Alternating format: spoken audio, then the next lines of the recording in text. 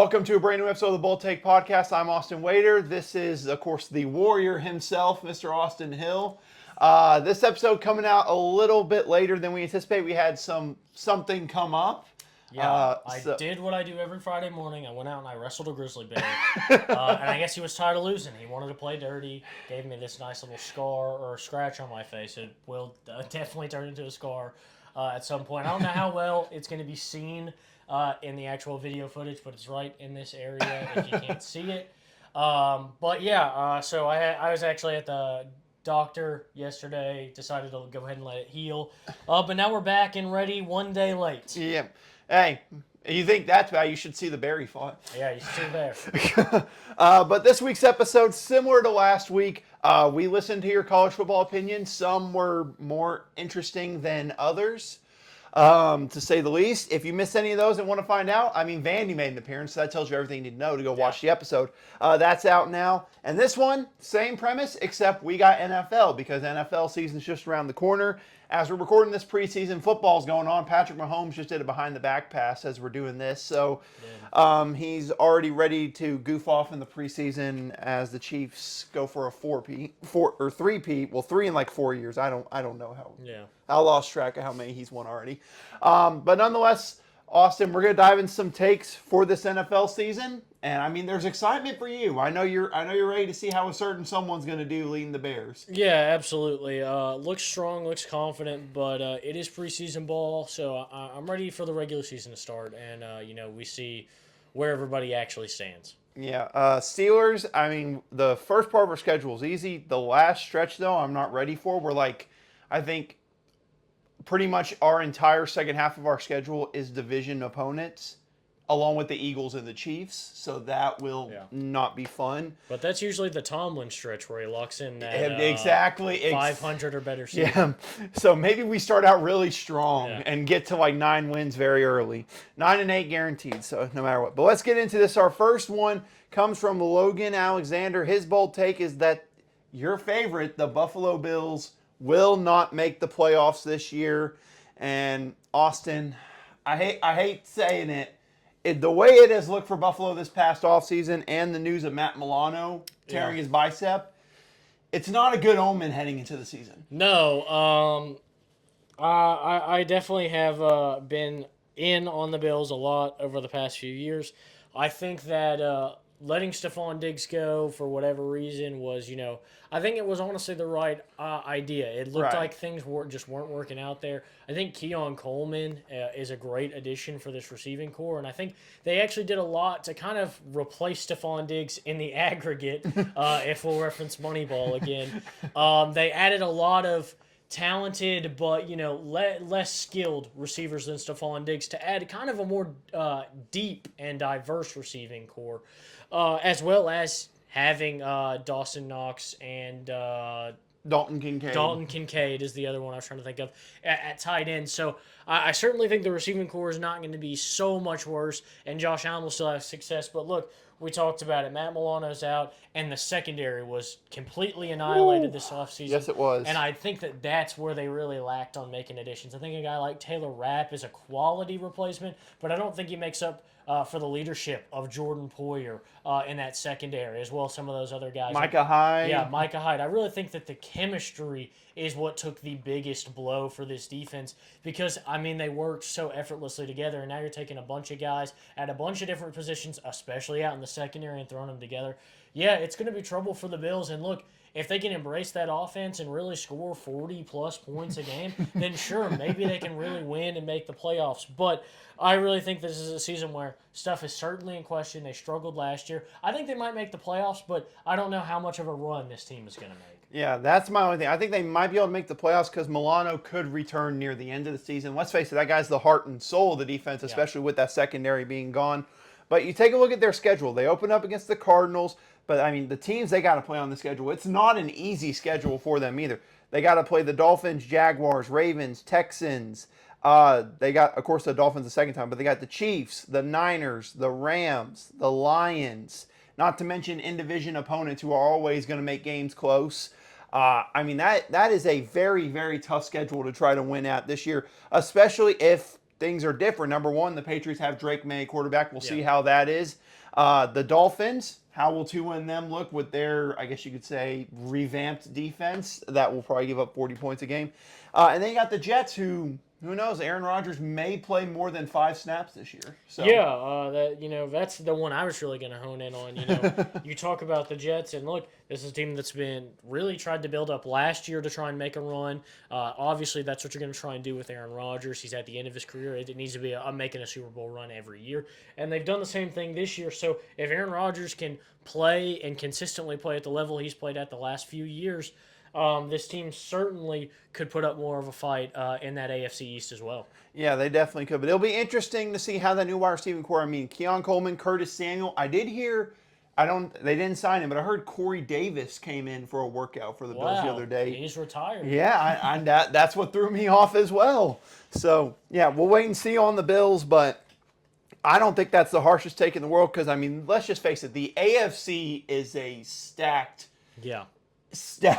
conference right now. I mean, a 10-7 will not make you the playoffs unless your division is just the worst in football. Yeah, and with the Bills, they're in a position where, really in the AFC, you can't afford to take a step back right now with how star-packed it is, but especially if you're the Bills who, right there, and then you slowly kind of fallen off these last couple of years, especially last year where they had the rough regular season and kind of went on that crazy run at the end of the season to make the playoffs.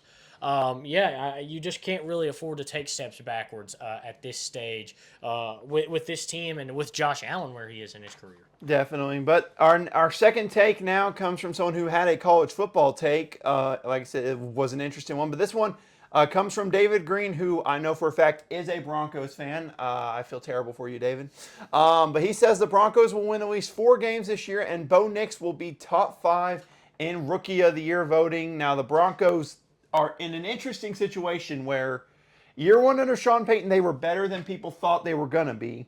But at the same time, they were still disappointing. They got rid of a lot of talent this year and are going with a lot more younger pieces and literally at quarterback now with Bo Nix most likely being your starter. I mean, the 4 games thing I don't think is that bold of a take. I think they'll be able to win at least 4 games. It's just what are some games they can steal maybe this year to go along with it?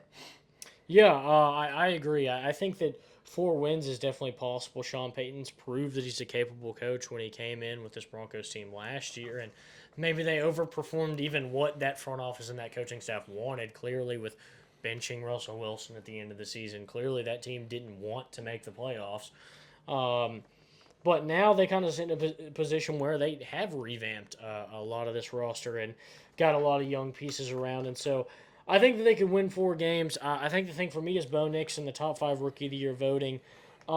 He certainly proved the 2 years at Oregon that he is a extremely talented quarterback. Right. But look, this is a good offensive rookie class, and you're going to talk about a guy like Caleb Williams being up there competing for a spot. It gets a little bit easier. J.J. McCarthy's out for the season. Michael Penix probably not going to play this year, but maybe could Rome Odunze and Caleb Williams have such a great year together? I'm sensing a little bias in that statement there. Yeah, maybe. But you look at Malik Neighbors is another guy that's out there. Jaden Daniels for LSU. Jaden Daniels. So a lot of guys in the NFC still to kind of compete with for that Rookie of the Year spot and getting into the top 5. But look, it could be anybody, and Bo Nix has proven how talented he is. I certainly don't doubt it, but I'm going to say a little less unlikely. I don't know that just a 4 win. If they only win 4 wins, I don't think he'll be a top 5. No, I think they got to get 7, maybe 8 wins for him to enter that conversation. I mean, looking at the Broncos schedule here, some of their Steelers, Seahawks, Buccaneers, they obviously got conference matchups. They got the Jets, Saints in New Orleans. That will be an interesting one to say the least. They got the Ravens, the Chiefs, the Raiders, the Browns, Chargers, Bengals. It's not to go along with you have to play the Chiefs twice a year along with this. It's going to be tough, but this was absolutely the right direction to go in the offseason, even though you are literally paying, I lost track of how much money for Russell Wilson, which, by the way, the Steelers are only paying $1 million. Thank you for that, Broncos. I really appreciate that. But it'll be interesting to see with Denver. I mean, I see them around. I haven't done my official prediction, which I need to get together. But I have them around maybe 6, 7 wins at most. I don't see any more than 6 or 7 this year. But now our third bold take also comes from David. This just seems more of a serious one. The Houston Texans will be a top 3 seed in the AFC playoffs. And you look at the moves Houston made this offseason. This is not, I would say, that a seriously bold take for that, because the moves they made this offseason helped the defense. And not to mention the guy we talked about when talking about the Bills, Stephon Diggs. Yeah, I think this is the sanest take we've had so far. Not that the other ones are outlandish, but this one is just so realistic. I think this is more of a, at least for me, like a guaranteed move that's going to happen. I think that the Texans, look, I was in on the Texans last year. I thought Never Stroud, forget. was gonna make the right leap at the NFL level. I thought that this team was going to be good and was going to surprise people, going to win that division. I had them going to the AFC Championship. They almost did. They were so close. I honestly think that this team got better.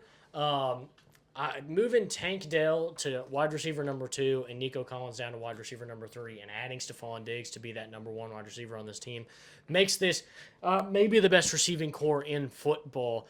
Only a handful of receiving cores have this kind of power in it in the current NFL. So this is a really good revamping, and like you said, additions to the defense. This team got serious. They saw that they were where they needed to be last year. C.J. Stroud measured up maybe even more than they expected. Let's go in and try and capitalize while the quarterback's still young, while the contract's still cheap, and really stack up this roster to really develop ourselves. And then by that point, maybe the quarterback will take a little bit less money to stick around when it comes contract extension time. I mean, I could really see it. The one thing to me is they upgrade defense. Danielle Hunter, bringing him in, that veteran defensive presence to go along with it. Their secondary was good with Singletary, but they need a little bit more of an edge up front. I think Danielle Hunter absolutely brings that in.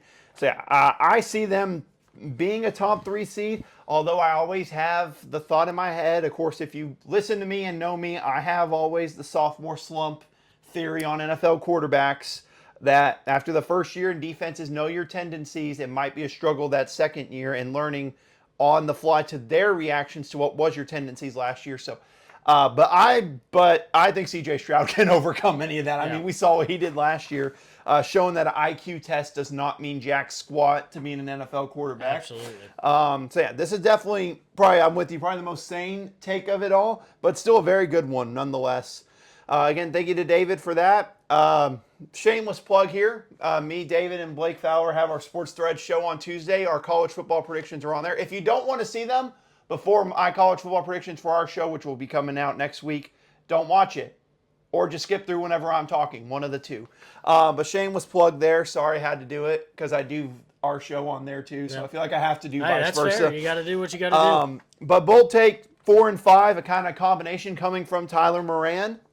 Both Steeler ones, so this is very specific to me. He says, number 1, the Steelers don't have their first losing season under Mike Tomlin. I already like this comment a lot, so I appreciate it. And he also adds in that Steelers have one of the toughest schedules in the NFL, which we'll just go over it. They're at the Falcons, at the Broncos, host the Chargers, at the Colts. Then they play the Cowboys at home. They're at the Raiders, Jets at home, Giants at home. Then they're at the Commanders, and then the real stretch begins after that. Ravens at home. You're at the Browns. You're at the Bengals. You play the Browns at home, at the Eagles, at the Ravens, Chiefs on Christmas Day, and then the Bengals at home. I mean, I tell you, it is. I don't think I've seen a division in like any. I know I'm biased, I'm a Steelers fan, but I don't think I've seen any division where you do not play a divisional game, like division game, till that late in the season. I don't think I've ever seen that before. Yeah, that's crazy, and those are, we talk about it, important playoff games, that can decide a conference. It can decide a division. And now these teams going head-to-head at the end of the season, they're tough games. Anybody can win them. And especially in the AFC North, they're usually gritty, tough, and physical. And so that's going to be something to really monitor with the Steelers team. Not just are they talented enough to win these games, but do they have the mental fortitude, the toughness, the strength, the endurance to get through those physical grudge matches against conference opponents, and then have to bounce back against teams like the Eagles and the Chiefs and I mean, you still got to play the Cowboys. Yes. That's another one. Obviously, the Jets, depending on what Aaron Rodgers is this year, will be another tough one. The Raiders, speaking of grudge match, Antonio Pierce. Yeah. I mean, that tells you everything there. So it is going to be a tough physical schedule. Obviously, the question is with the offense. The defense is going to be elite there. We have no question about that. The overhaul in the quarterback room is the question mark with Russell Wilson and Justin Fields. But I'm really worried when you take a look at what happens after this year. Russell Wilson only signed a one-year deal. They declined Justin Fields' fifth-year option, which is at this year. So if things don't work out this year, we might have a whole new QB room in Pittsburgh next year when you're restarting it. I don't know how to feel about that. So I'm hoping it works out with Justin Fields as my main goal. My personal opinion, he should start. But that's just my opinion. I know you're a Fields stan, so I know where you. Yeah, I like Justin Fields. I think that hopefully it does work out for Justin Fields in Pittsburgh. I think in the right situation, he can be a truly talented NFL quarterback when he doesn't have an offensive coordinator sabotaging him and the worst receiving core in the NFL for his entire career. Well, he does have Arthur Smith this year, so they'll utilize the tight end. Thank goodness we didn't sign Jonnu Smith. Pat Freiermuth will be that main guy for it. But look at it. Look, the Steelers and Mike Tomlin, the obvious stat. They never had a losing season under Mike Tomlin. They've had 500 seasons of 8-8 before it went to 17 games. So I know we're winning 9 games. My question is, what are the 9 games we're going to win? To be honest with you, I see us winning a lot in the very beginning of the season. I could see it. I think maybe the Ravens, we always split with the Ravens no matter what. We always seem to split with the Browns. And the Bengals, I'm just going to be honest with you, we have flat out dominated the Bengals in recent years. But Joe Burrow was also injured last year, so I can't really say anything. It will be an interesting season of Steeler football that I know will cause me to pull out my hairs. I know that. Especially that second half of the season just looks brutal there. But enough of my rambling. Let's move on to the next one. Thank you, Tyler, for those comments. This one comes from Ethan Rocker. We got this one. The Patriots will make the playoffs. And for you asked, yes, this was posted before Matthew Judon was traded to the Falcons for a third-round pick. Rocker, you're a guy I know very well. But I'm going to be honest with you, buddy. This is bold because I don't see this happening at all. You're like this close to getting blocked on all Bull Take socials. This close. That's crazy. But, I mean, take a look at their schedule. Some of the tough teams. They got to play the Bengals, the Jets, Niners, Dolphins, Texans, Jaguars, Titans. They play the Bears, the Rams, the Colts. Cardinals could be improved. And the Chargers with Harbaugh. I mean, I could see them maybe getting, at most, 6 or 7 wins, similar to the Broncos. 6 or 7, and that's if everything goes right with Drake May, and he's the savior that whoever the guy that wore number 10 last time didn't end up being. Yeah. I don't see it. Not that I don't believe they could be something in the future. It's just we're losing Matthew Judon and Christian Barmore, already a question with some health issues there. I really don't know about this. Yeah, I'm not so sure I believe in this one. Maybe if they start Joe Milton over Drake May, they might stand a chance. But I'm not buying into the Patriots playoff hype here. Yeah, but now let's get to our next one. This is one that we semi-talked about, but Carter Valance had one, which, by the way, big-time movie boy is his. Reviews movies all around. Great reviews. Go give that a follow on Instagram for him. That's a shameless plug for him. You're welcome, Carter. I love to check those out. I do like to see kind of his opinions before I go out and see a movie. Absolutely. He went. I know he reviewed the new Alien movie that just came out very recently. Well, then I will definitely need to go check. He said it was a top. I think he said top 20 movie of the year so far. Wow, because I've been thinking about going to see the new Alien movie. Yeah, we will have to see. But yeah, go get that follow. But he says Justin Fields will take the starting job from Russell Wilson by week 4. And obviously this is something we just talked about that we both agree on. But you look at the way the schedule starts when you're at the Falcons, at the Broncos, and host the Chargers at home. So he sees when they go to play the Colts at that point, Justin Fields will take over as a starter. Do you see him maybe having that chance this early in the year? I don't know about maybe week 4. I think it honestly depends on how poorly the Steelers are playing, or maybe just Russell Wilson himself. But look, I think that they went out and they were kind of intentional with it. They got Russell Wilson, they got Justin Fields. To me, it clearly feels like maybe they wanted Russell Wilson to be that kind of mentor for Justin Fields, somebody who I won't say has the exact same skill set. Russell Wilson wasn't exactly the high fly freak athlete Right. that Justin Fields was, but he definitely used his mobility a lot to his advantage earlier in his NFL career, and maybe kind of helping Justin Fields settle down and hone those instincts on when to run, when to stay in the pocket, and kind of focus on that because look, Justin Fields loved to roll out of the pocket, and he had to, by nature. The offensive line was so poor in his time in Chicago that he had to be ready to go at a moment's notice. But hopefully, with a little bit of the effort that they've taken in Pittsburgh to kind of build up an offensive line, he can learn behind a guy like Russell Wilson how to hang in the pocket and really use that explosiveness and athleticism There you go. to be able to take off and surprise defenses, as opposed to just the defense always on it, ready to go, and kind of surprise him with that rocket arm. I feel like that's something that just has been completely forgotten about Justin Fields since he got to the NFL. Absolutely. I mean, people forget about his game against Clemson that, in my personal opinion, got him drafted as high as he did. What did he throw for 5 touchdowns in that game against Clemson and that 160-yard bomb against them? I'd argue that's maybe the greatest throw that's ever been made in college football. It's up there. It's pretty close. He just broke his ribs. Yeah, that Clemson linebacker absolutely leveled him, and then the very next play, a 60-yard bomb. That shows you toughness right there. Yeah, absolutely. So I don't know if it'll happen so early in the season, but I definitely do think it's a very realistic possibility that if Russell Wilson's not meeting the criteria, they go and embrace Justin Fields and at least give him a shot to kind of take over the reins and earn that future starting spot. Yeah, and I mean, the Falcons won. Look, week 1 against the Falcons will be tough. A pretty talented defense. They signed, obviously, traded for Matthew Judon, Jonathan Simmons. They just signed him. Or not, Simmons. Justin Simmons. Wow, terrible. Hey, okay. Jonathan Simmons is an all-time NBA Yeah, that's who I was right thinking there. of. Slim Jim. San Antonio Spur legend, John Simmons. Yes. But Justin Simmons, they signed him, the former Broncos safety. So that defense will be really good with him and Jesse Bates in the secondary together. It might be tough to throw the ball there. The Broncos, that will be an interesting one. And Chargers, they'll have Khalil Mack and Joey Bosa. That's already a tough combo to go against there. So, yeah, I don't think it will happen that early in the season. I think, honestly, that if it does, it will happen before this gauntlet of a stretch before the end of the season. Yeah. I don't think Tomlin's going to go into that with a QB kind of 50-50. He's they're gonna be 100% set. committed. So they got to be 100% committed before that Ravens game. Honestly, if you want to, that could Giants-Commanders games back-to-back, you could really test it out, really. That's probably your best opportunity.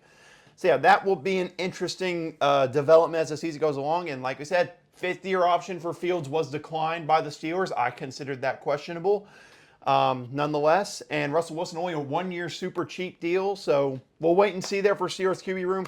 And then our last one, this coming from a new comment, Austin. We got a new one on here. You want to tell them about it? What we got here? Okay, we've got from Joseph LaRocca dropping it in on us. Yeah. New York Giants win 10 games. And now, Joseph, I know I've known you for quite a long time. I know you're a big Giants guy. But I do respect that you embrace the nature of the game and the fun in the game here. And that's going for bold takes. Yes. And having no shame in embracing your team. And look, I'll kind of sit down with you and I'll drink the tea and I'll listen to what you're saying. And look, Daniel Jones is just 2 years removed from having really the best season of his career. Right. It earned him a massive contract extension. It got this belief in him. And look, they've made efforts in the receiving corps to kind of help him out. Who's the Tennessee wide receiver they drafted last year? Jalen Hyatt. Jalen Hyatt. 5-touchdown game against Alabama. Never forget it. They've got Jalen Hyatt, who's a very talented route runner. They add Malik Neighbors, who's a nice physical presence. That could be a really great young blossoming in the receiving corps. I don't know who they have at running back. That's the big thing for me. Can they establish the run game the way without Saquon Barkley? Or can Daniel Jones step up into that new role and kind of lead this team? It'll be interesting to see, but I think that it's not unrealistic to think the Giants have a good season. But I don't know about 10 wins. Look, it all goes according to plan. I definitely think this team could win 7 or 8 games. I agree. I agree. But that's if everything goes perfectly. If Daniel Jones can play back to that level he played just a few years ago and kind of lead this team, the defense is there. This defense was good 2 years ago. It was good last year. The defense is so solid in New York. Not to mention, adding Brian Burns into Yeah. the mix as well. It's not a bad option. Yeah, Dexter Lawrence and Brian Burns is a filthy defensive line. I think the big issue is going to be establishing that offense. And if Daniel Jones can't get the pass game going and you don't have anybody that can fill the shoes of Saquon Barkley to establish a run game to get some pressure off of the quarterback, I ultimately just don't know what this team will do offensively. And no matter how good your defense is, if you can't score any points at all, you can't win football games. So I think it comes down to how well the offense plays. I don't know if there's any world you can get me to buy into 10 games, but I could certainly buy into a winning season for this team or just under 500, kind of as a best case scenario. I like 7, 8, 9 wins, maybe. But I really do think that there is a lot more upside in New York than people are maybe giving credit. Yeah, especially when you forget who their coach is. A coach who has been incredible for the Giants. Brian Daboll has been phenomenal for them. Look, if you want my personal biased opinion, Tommy DeVito should be the star. I'm kidding. Yeah. I'm kidding. Illinois legend. I'm kidding. Only sort of. But no, look. I mean, this is a question mark season. The pass game will be the big decider there. How, number one, do they get the ball in Malik Neighbors' hands early and often? That's my thing. We got to do a quick pass game and get the ball in his hands and Jalen Hyatt's hands quicker. That might be what has to be done there. But, I mean, it comes down to the run game with the play action going off of that. Because that's what got the Giants really successful that other year. Daniel Jones was so successful off the play action, it really helped them out to get to that playoff run and eventually beat the Vikings in the wild card game. And last year, look, injuries cost this team a lot. That was a major reason. I mean, Daniel Jones suffered a serious injury, came back only to tear his ACL. So there's a lot of question marks there on offense. Like he said, the defense is going to be great. The defense will absolutely be phenomenal there. Dexter Lawrence, Brian Burns together. Whew, it's going to be tough. It's going to be really tough to stop that defense. Problem is, are they going to be able to score enough points? That will be the question mark with them. But that is all our takes. A big thank you to everyone who sent in takes over this week and the other. But really, we don't got any more takes. The only thing I got to say is, Austin, you got some homework I need you to do before the next episode. I need you to fill this out. We got to fill it out. College football playoff bracket is for you, sir. We got to get those filled out, which means next week we will have our college football season preview. I'm going to hype it up to you even though it needs no hyping up to you. 12-team playoff number one. I mean, this bracket compared to what it was before was insane. I mean, we got to pick not just down to the Final Four. We got to pick 4 other games really before that, nonetheless. I mean, it's going to be incredible there. Whole new teams and conferences. This man's got another true favorite at quarterback of his at Notre Dame, Howell Riley Leonard, who officially was named a starter today. Yeah, good. I mean, that was the hope. It's good to see that he's been done well with that ankle surgery. I know he had to have a couple adjustments this offseason with some of the screws in his ankle, but good to see him healthy. Boy, oh boy, I've been spoiled the last couple of years at quarterback. Sam Hartman, and now you got Riley Leonard. Who are you going to go for next? You got any personal favorites that you're already interested in for the next QB? Oh boy, I don't even know. I don't even know who could possibly end up there. Maybe Aaron Nolan. I just found in College Football 25, but he's only a freshman at Ohio State, so I don't know if that's a likely possibility. But I'd like it if Notre Dame became this new hub for this kind of underrated quarterback talent that gets to find its way into a big program. Or Austin Hill's favorite quarterback. I mean, it might as well be its own category. Yeah, it really should be. Maybe I should name that. Maybe that's a category we'll do at the end of the year this year. Is Austin Hill's 5 favorite quarterbacks he hoped transfers to Notre Dame for the 2025 season. Otherwise known as Marcus Freeman will watch, obviously, the episodes like he's done the last couple of years and make his quarterback decision based off of that. Yeah, but that will be fun talking about the conference champions, the new Big 12, SEC, the ACC, the new Big 10. Not to mention, we got to get a group of 5 in there. First time we're going to have a group of 5 in the playoff. There are some very notable candidates. I already have a couple on my mind. One that might be a bit of a shocker. I don't know. I haven't decided yet. I've got about maybe 3 teams set in mind. So I got some homework I got to do on mine. You got homework there, but make sure you tune in next week for the season preview. We're going to go through all that, plus do our picks for week 0, our bet of the weeks for week 0. And of course, we're going to have our decisions for our preseason bold take player of the years. We did that last year, and it was, I don't even, I believe if I'm correct, mine was Joe Milton, I want to say, which did not age very well. And Texas Tech was my team. That also did not age very well. That was it was rough. It was rough, but that's going to be coming out next week, and then we get into that normal schedule. Then we get sooner to our NFL season preview. You've already kind of got a slight preview into some of our lower tier teams, but you got no idea who we're picking for the Super Bowl. Yeah, that's coming out in a couple weeks. Austin, this time next Saturday, we're going to have college football on. Yeah, I really can't wait for that, honestly. I've been missing college football. College football 25 has done enough to get me through, but I'm ready to watch college football and see how things start to unfold. Man, college football 25 and that in a real life, oh my goodness, it's perfect. But that will be coming out next week. Make sure y'all tune in for that. But if there's nothing else, Austin, I think that's going to be it for this episode. Big thank you to everyone over the past 2 weeks that have sent in their bold takes. Has added some entertainment to our episodes. We really appreciate it. Who knows? Maybe with the amount we've gotten, we might continue this through the season. Just some talking points there. But that's going to be it for this episode of the Bold Take Podcast. That's Austin Hill. I'm Austin Waiter. We will see y'all next week for college football season preview.